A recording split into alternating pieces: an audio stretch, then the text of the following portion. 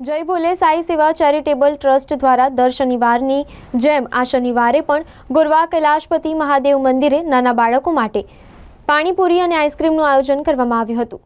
વડોદરામાં શ્રીજીની આગમન સવારી શરૂ થઈ ગઈ છે। ઉત્સવ પ્રિય નગરી વડોદરામાં દર વર્ષે ગણેશ મહોત્સવ ભારે ધૂમધામથી મનાવવામાં આવતો હોય છે, ત્યારે આ વખતે પણ વડોદરા શહેરના વિવિધ મંડળો દ્વારા પૂર્વ તૈયારીઓ શરૂ કરી દેવામાં આવી ગઈ છે।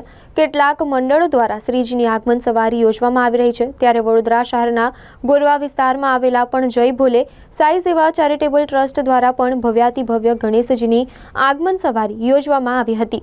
ગણેશ મંડળના પ્રમુખ પ્રશાંત સોલંકી દ્વારા ગણેશ ચતુર્થી દરમિયાન વિવિધ સામાજિક કાર્યક્રમોનું પણ આયોજન થતું હોય છે। તેના ભાગરૂપે દર શનિવારની જેમ આ શનિવારે પણ ગોરવા કૈલાશપતિ મહાદેવ મંદિર ખાતે નાના બાળકો માટે પાણીપુરી અને આઈસ્ક્રીમનું આયોજન કરવામાં આવ્યું હતું, જેમાં બાળકોએ અનોખી મજા માણી હતી।